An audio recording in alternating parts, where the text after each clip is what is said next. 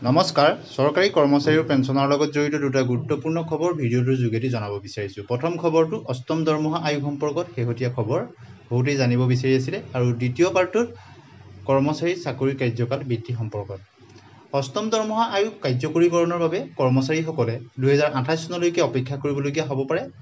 2025 চনৰ 16 জানুৱাৰীত চৰকাৰে অষ্টম দৰমহা আয়োগ গঠন সন্দৰ্ভত কৰা বৃহৎ ঘোষণাই 1.2 কোটি কৰ্মচাৰীলৈ সুখৰ বাজৰে আনিছিলে। কিন্তু বৰ্তমানলৈকে টাৰ্মছ অফ ৰেফাৰেন্স পেনেলৰ সদস্যৰ তালিকা অনুপস্থিতিৰ ইংগিত দিয়ে যে প্ৰকৃত প্ৰক্ৰিয়াটো এতিয়াও আৰম্ভ হোৱা নাই। বিশেষজ্ঞসকলৰ মতে আয়োগখন আনুষ্ঠানিকভাৱে গঠন হ'লে সাধাৰণতে ইয়াৰ প্ৰতিবেদন প্ৰস্তুত কৰিবলৈ প্ৰায় 2 বছৰ সময় লাগে। গতিকে বিশেষজ্ঞসকলৰ মতে তেনেহ'লে 2027 চনৰ ভিতৰত প্ৰতিবেদনসমূহ সাজু হোৱাৰ সম্ভাৱনা আছে আৰু তাৰ পিছত চৰকাৰে পৰামৰ্শসমূহ অধ্যয়ন কৰিলে 2028 চনৰ পৰাই কাৰ্যকৰী হ'ব পাৰে। 2026 চনৰ 1 জানুৱাৰীৰ পৰা এই পৰামৰ্শসমূহ পূৰ্বদৃষ্টিৰে প্ৰযোজ্য হ'ব যদিও বৰ্তমান পেঞ্চনাৰসকলে ইয়াৰ মাজত সময়ছোৱাৰ বাবে বকেয়া লাভ কৰিব। তথাপিও দীৰ্ঘদিনীয়া অপেক্ষাই বহুলোকে উদ্বিগ্ন কৰি তুলিছে। বিশেষকৈ বিগত আয়োগসমূহেও এনেধৰণৰ পলম আৰ্হি অনুসৰণ কৰিছে। পিছলৈ ঘূৰি চালে সপ্তম দৰমহা আয়োগত যদি আমি চাওঁ 2014 চনৰ ফেব্ৰুৱাৰী মাহত সপ্তম দৰমহা আয়োগ গঠন কৰা হৈছিল। তাৰপিছত টাৰ্মছ অফ ৰেফাৰেন্স চূড়ান্ত কৰা হৈছিল আৰু আয়োগে 2015 চনৰ নৱেম্বৰ মাহত প্ৰতিবেদন দাখিল কৰিছিল। ঠিক একেদৰে 2016 চনৰ জুন মাহত পৰামৰ্শসমূহ অনুমোদন জনাইছিল আৰু নতুন পৰামৰ্শ স্কেলসমূহ 2016 চনৰ 1 জানুৱাৰীৰ পৰা কাৰ্যকৰী কৰা হৈছিল। সামগ্ৰিকভাৱে গঠনৰ পৰা কাৰ্যকৰী হ'বলৈ প্ৰায় 2 বছৰ সময় লাগে। 2 বছৰ 9 মাহ সময় লাগিছিল।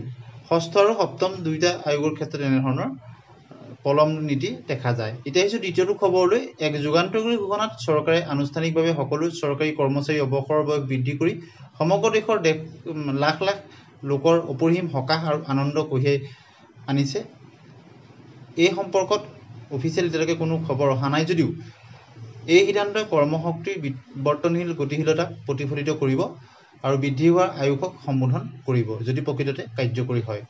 বৰ্ধিত আৰ্থিক সুৰক্ষা লাভ কৰিব, অতিৰিক্ত 2 বছৰ সুস্থিৰ আয় আৰু চৰকাৰী সুবিধা লাভ কৰিব, উচ্চ পেঞ্চন আৰু গ্ৰেচুইটি, অধিক বছৰ সেৱাই বৃহৎ পেঞ্চন আৰু কৰ্পাছ আৰু বৃদ্ধি পোৱাৰ গ্ৰেচুইটিলৈ ৰূপান্তৰিত কৰিব, স্বাস্থ্য সুবিধা অব্যাহত থাকিব, কৰ্মচাৰীসকলে চৰকাৰী স্বাস্থ্য আঁচনিৰ সুবিধা অধিক সময়ৰ বাবে ধৰি ৰাখিব পাৰিব, কেৰিয়াৰ বৃদ্ধিৰ সুযোগ লাভ কৰিব, উন্নত অৱসৰৰ পৰিকল্পনা তেওঁলোকে লাভ কৰিব পাৰিব। কিন্তু বৰ্তমানলৈকে চৰকাৰী কোনো নটিফিকেশ্যন বা কোনো খবৰ অহা নাই।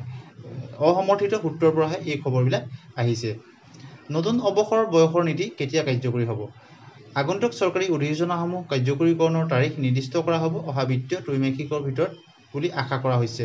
কৰ্মচাৰীয়ে এতিয়া তেতিয়াহ'লে 60 বছৰ বয়সত অৱসৰটো বাছি ল'ব পাৰিব। যদি প্ৰকৃততে কাৰ্যকৰী হয়, চৰকাৰে তেনে ব্যৱস্থা গ্ৰহণ কৰে, নিশ্চয় তাৰ অপশ্যন থাকিব আৰু এই নীতিয়ে অৱসৰপ্ৰাপ্ত কৰ্মচাৰী পেঞ্চনৰ গণনাত প্ৰভাৱ পেলাব। তেওঁলোক উপকৃত হ'ব আৰু সকলো চৰকাৰী কৰ্মচাৰীৰ ক্ষেত্ৰত ই প্ৰযোজ্য হ'ব আৰু বিভাগ অনুসৰি ইয়াৰ কিছু বেলেগ হ'ব। গতিকে আজিৰ এই ভিডিঅ'ত এই দুটা গুৰুত্বপূৰ্ণ বিষয় আপোনালোকলৈ আগবঢ়াই দিলোঁ। এনেধৰণৰ গুৰুত্বপূৰ্ণ খবৰৰ কাৰণে চেনেলটি ছাবস্ক্ৰাইব কৰি দিব, ভাল পালে লাইক আৰু শ্বেয়াৰ কৰিব। ধন্যবাদ।